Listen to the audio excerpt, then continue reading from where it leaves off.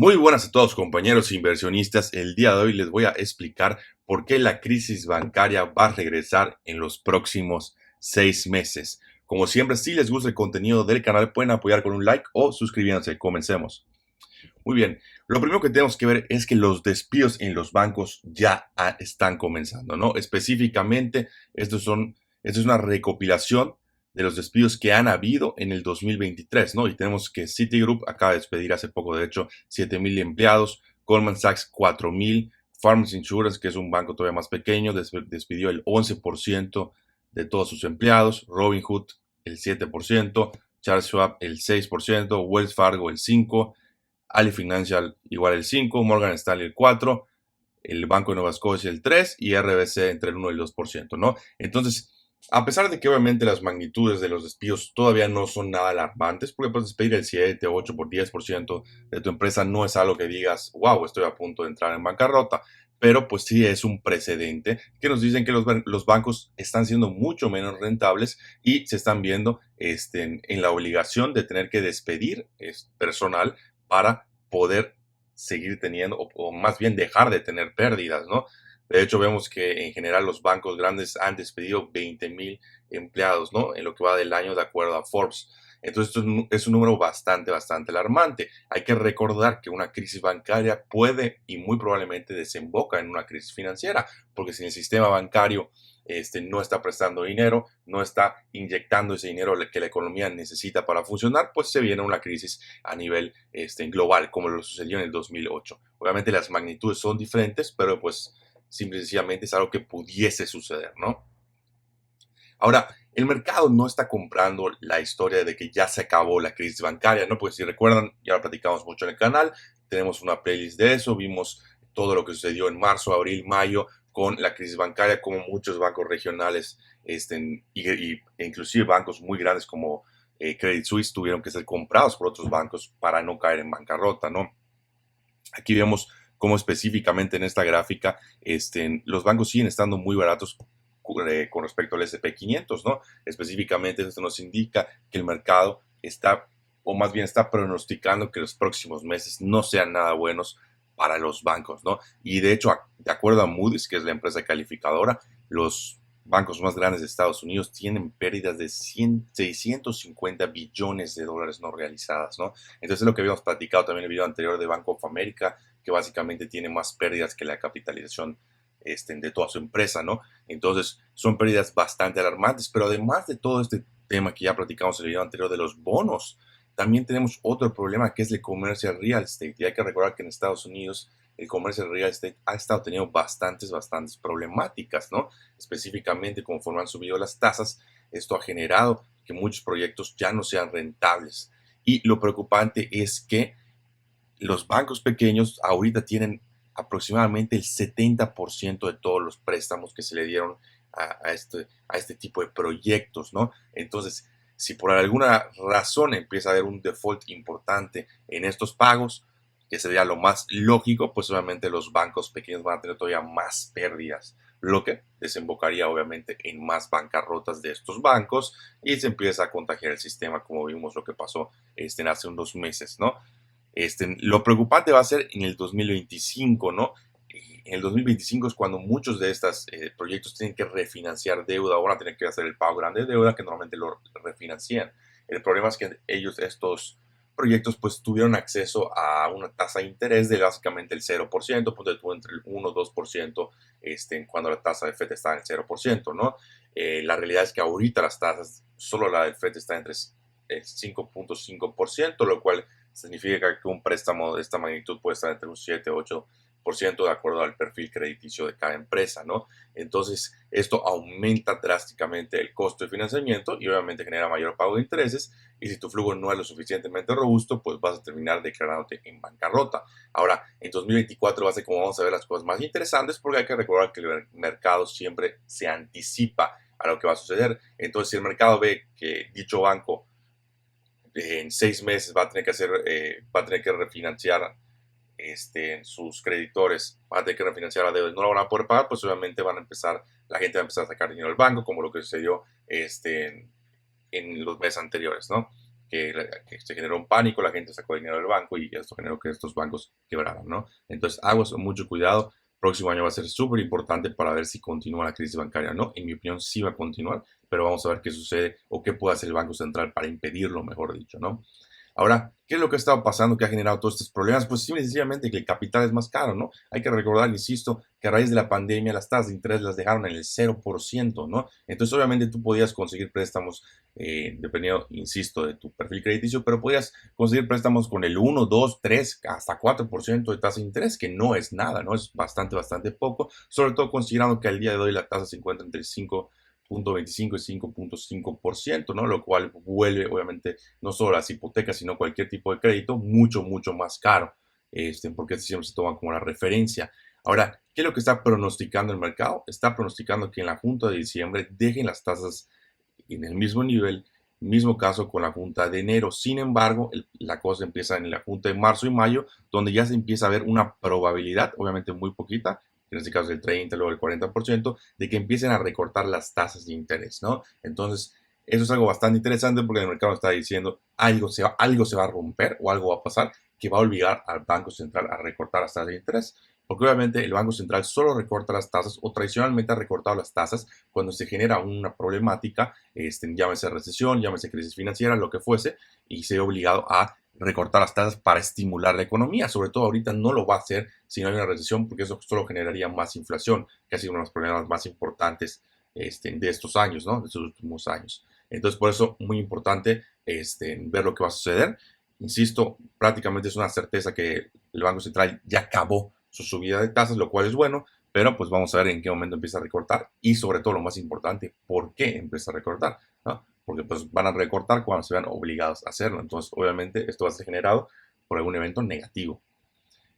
Ahora, esa subida de tasas, obviamente, también ha tenido problemas para las empresas, ¿no? Y hay que recordar que si tú también eres una empresa, podías sacar bonos a 0% de interés o de 1 o 2% de interés muy, muy bajito, ¿no? Sobre todo si eres una buena empresa, como Apple, como Google, etcétera, que tienen muy buenos balance sheet, ¿no? Entonces, lo interesante es ver que existía por ahí de 2020, 2021, a raíz de la pandemia, que el crédito era prácticamente gratuito, insisto, se generó una ola de empresas que yo llamaba empresas zombies, ¿no? Que simple y sencillamente son empresas que están perdiendo dinero, pero que no terminan de morir, este, por usar una palabra, no se terminan de declarar en bancarrota, no terminan de dejar de operar por el simple hecho de que pueden acceder a dinero gratuito, ¿no? Pueden acceder a más préstamos, etcétera, para seguir cubriendo sus pérdidas de manera indefinida. Un ejemplo claro de esto era la empresa, creo que es Bed Bath Beyond, que es una empresa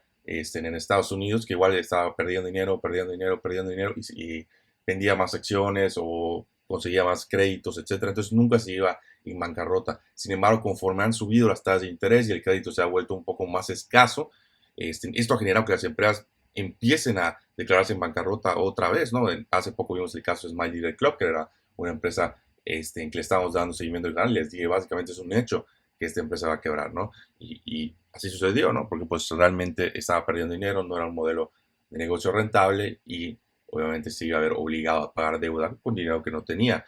Entonces, aquí lo interesante es la gráfica negra. La línea negra es el número de empresas que se han declarado en bancarrota en Estados Unidos y vemos cómo en este año este número ha spikeado hasta máximos prácticamente históricos, obviamente siendo excepciones pues el periodo acá de la pandemia y el periodo del 2008, donde vieron crisis pues bastante, bastante fuertes, ¿no?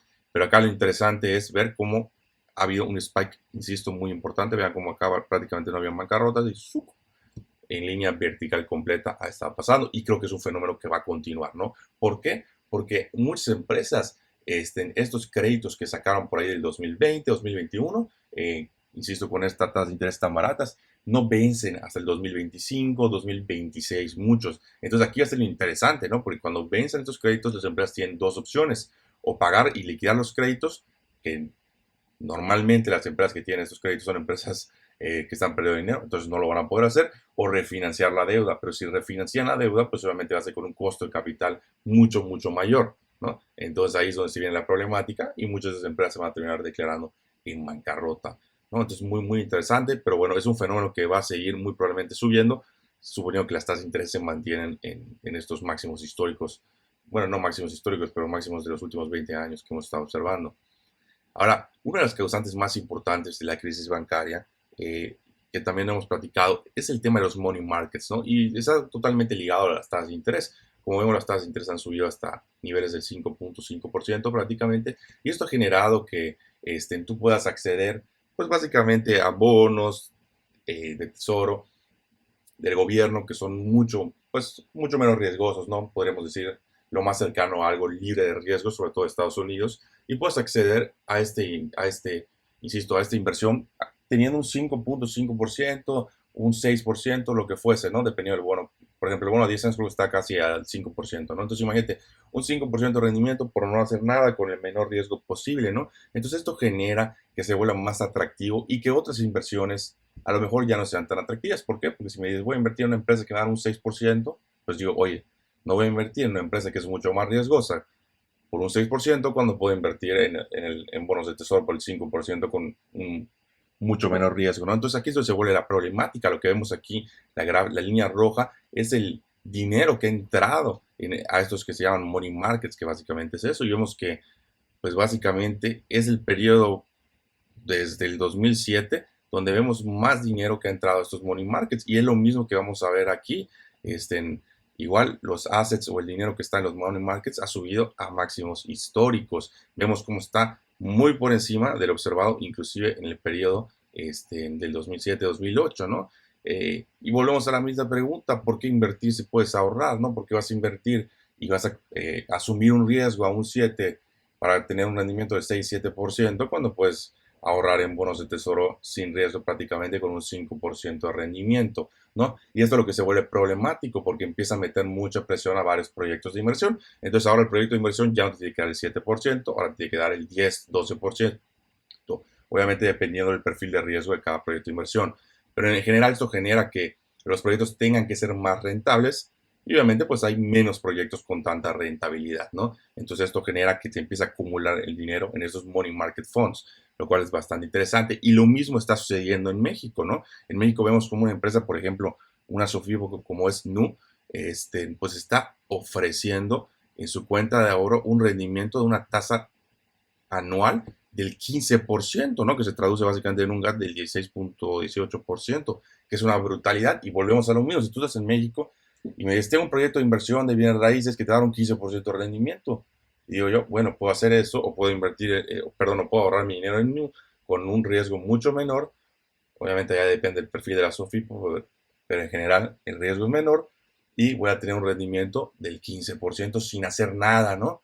Entonces dices, guay, se vuelve más problemático y hace cuando los proyectos de bienes raíces ya tienen que dar un 20-22%. Entonces, ¿qué proyecto te va a dar tanto rendimiento? Pues son muy, muy pocos los que dan tanto rendimiento. Entonces se genera un clima, básicamente, no quiero decir anti-inversión, porque no es anti, pero donde la inversión es más escasa. Y obviamente si no hay inversión, el crecimiento económico también empieza a falsear, ¿no?